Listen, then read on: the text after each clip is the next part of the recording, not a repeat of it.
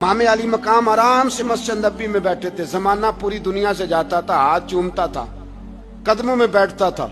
इतने बड़ी अजमत वाली भी कोई शख्सियत होगी जिसके रगों में रसूलुल्लाह का खून दौड़ता है, जिसे हुजूर अपनी जुबान मुबारक इस तरह वो चूसा करते थे जैसे अरब के लोग प्यास के आलम में खजूर चूसा करते थे।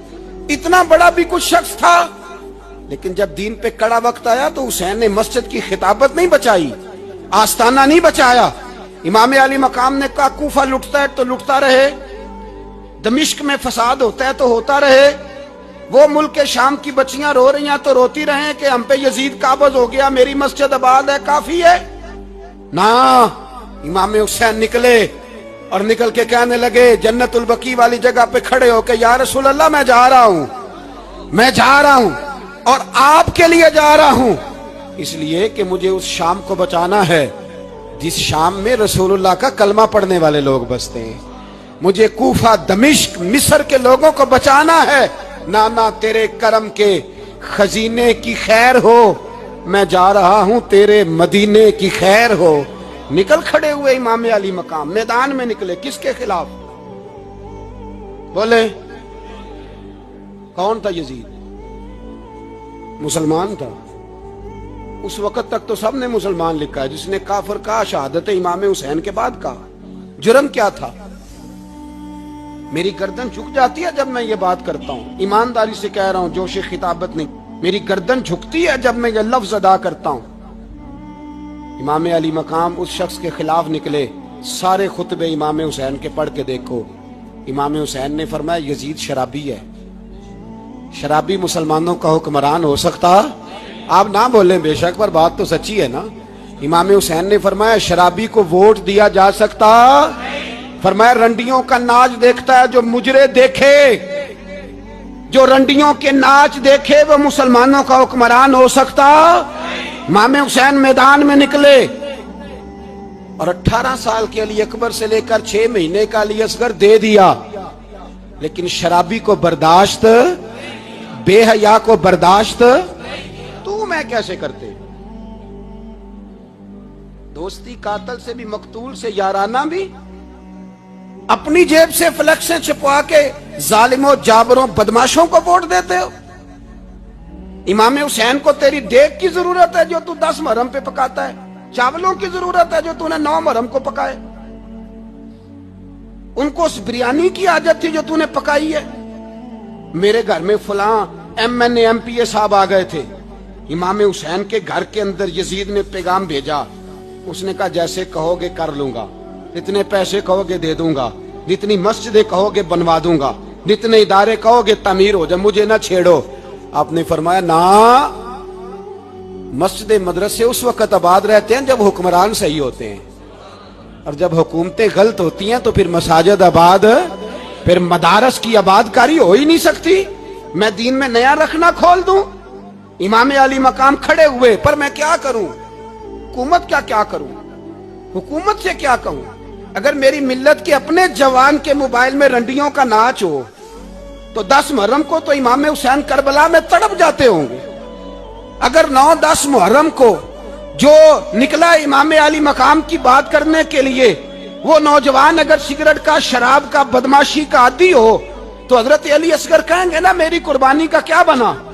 वो तो निकले थे उरियानी और फाशी के खिलाफ। और अगर मिल्लत का जवान रोज चौक में खड़े होकर लड़कियों को ताड़ता हो तो हजरत अली अकबर तो अपनी कब्र में रोते होंगे कि ये इस कौम के लिए जान दे दी जो आज यजीदी तरीकों पे अमल कर रही है, जो सारी रात गंद देख के सोती है, जो सारी रात बेहयाई, फाशी और उरियानी में लगी रहती है। इन लोगों के लिए जान दे दी। इतना जुल्म उन शहीदों के साथ, और 10 मुहर्रम को देग पका के कहता है मैं इमाम हुसैन का मानने वाला हूं, मैं इमाम अली मकाम से प्यार करने वाला हूं। ना भाई ना, दो रंगी छोड़ के या करंग हो जा, सरासर मोम हो जा या संग हो जा, उम्मत मुस्लिमा को बेदार होना पड़ेगा। इमाम अली मकाम मैदान में निकले, डट के निकले, और इमाम ने फरमाया मैदान में निकल कर कि मेरा वतन मदीना है, मेरा वतन मदीना है, पर मदीना बाद में, रसूलुल्लाह का दीन पहले। तू पाकिस्तान की बात करता है। इमाम अली मकाम ने फरमाया मदीने की शरीयत बाद में, रसूलुल्लाह का दीन पहले, और तेरे तो बच्चे आम से हैं। इमाम हुसैन ने फरमाया मेरी गोद में जो बच्चे हैं वो रसूलुल्लाह के नवासे हैं, पर बच्चे बाद में, नबी पाक का दीन पहले। आपने फरमाया तेरी बेटी बड़ी बावकार होगी, उसकी बड़ी इज्जत है, तू कहता है बेटी की वजह से ब्लैकमेल हो गया। लेकिन जो शान खुदा ने हुसैन की बेटी को अता फरमाई, जिन बच्चियों का सर का बाल नंगा हो जाए, सर का बाल नंगा हो जाए, तो इमाम शौरानी फरमाया करते थे अगर मदीने में किसी सैयदजादी के सर का बाल नंगा होता था तो सूरज अपना मुंह छुपा लिया करता था, सूरज छुप जाता था बादलों की ओट में। और मदीने वाले समझ लेते थे कि घर में काम करते करते किसी सैयदजादी के सर का कोई बाल नंगा हो गया। उन शहजादियों का इतना वकार। और इमाम अली मकाम ने फरमाया बेटियों की फिक्र बाद में, रसूलुल्लाह का दीन पहले। पहले रसूलुल्लाह का दीन कौम मजहब से है, मजहब जो नहीं तुम भी नहीं। याद रख मेरे भाई, इमाम अली मकाम रज़ी अल्लाह तआला अन्हु ने मैदान में निकलकर पहले मजहब की बात की। और आज दीन नबी दा बांग यतीमा रोवे ते कुरलावे ते आखे मैं किथों लब्बा उमर बहादुर, मैं किथों लब्बा उमर बहादुर जेड़ा मैनू सीने लावे। मासूम बच्चे, मासूम। आज तक किधर है तुम्हारा अक़वाम मुत्तहिदा? बुलाओ ना इसे। भीख मांगते फिरते हो, काफिरों से भीख मांगते हो। बच्चा शाम को घर ना आए तो माँ दरवाजे पे नजर लगा कहती बेटे टाइम पे आ जाया कर, मुझे नींद नहीं आती, वक्त पे। बर्मा की उस माँ से भी जाके पूछो जिसका बच्चा पलट के आए कोई नहीं, आया ही नहीं, उससे भी पूछो। बच्चे ने आधी रात को रोटी मांग ली तो फालज ज़्यादा माँ, उसको फालज था, वो रेंगती हुई उठी और उसने अपने लाल को रोटी पका के दी। बाप कहता रहा चल छोड़, सो जा बेटे तेरी अम्मा। उसने कहा नहीं मुझे नींद नहीं आती, बेटा भूखा है। उस माँ से भी कभी पूछ, उस माँ से जो बांग्लादेश के खेमे में बैठी है। तो बीबीसी लंदन का रिपोर्टर कहता है कि तेरी ख्वाहिश क्या है? कहती कोई भी नहीं, चलो 2 दिन के बाद ही सही मेरे बेटे को एक रोटी दे जाया करो, ये रोटी मांगता है मुझसे, मैं किधर से लाऊं? ये लवारिस कौन है? मैं हुक्मरान से जाके बात करूं? जब मेरा अपना नमाजी मुसलमान कहता है पहले पाकिस्तान के बच्चे तो पाल लो। मेरे भाई तुझे खबर ही नहीं, ये तो जाना तू कभी गुंबद खजरा पे। तो मेरे मुस्तफ़ा ने फरमाया मन अज़ा मुस्लिम फ़क़द अज़ानी, फरमाया जब मेरा मुसलमान तकलीफ में होता है तो मैं गुंबद में तकलीफ में होता हूँ, मुझे दर्द होता है, मुझे अजियत होती है। पूछ जाके महबूब पाक से। मेरे अजीज, किसी को गम ही नहीं इन लोगों का, किसी को परवाह ही नहीं, कुछ सोचता ही नहीं इनके बारे में। मैं अपने घर में मस्त हूँ, आप अपने घर में मस्त हैं। मेरे रसूलुल्लाह की उम्मत लुट गई सारी, जगह जगह तबाही। 1 इंच धरती पर जमीन ऐसी नहीं जो काफिर की हो और खून बहता हो। एक रेमंड डेविस अमरीकी कुत्ता यहाँ बंद था मुसलमानों के कत्ल में। उन्हें अपनी कौम की इतनी फिक्र थी, वो रातों रात छुड़ा के ले गए।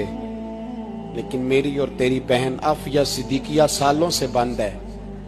तड़प के पूछा है मुसलमानों ने कि उसकी गलती तो बताओ, उसका कसूर नहीं पर वो बंद है। कोई नहीं बात करने वाला, कोई नहीं। मस्जिद जाने, जुमा तो पढ़ाना है, उसमें गर्ज नहीं। दर्द है कि नहीं क्या, उसमें तो इतना पता है 1 घंटे तकरीर है करनी है।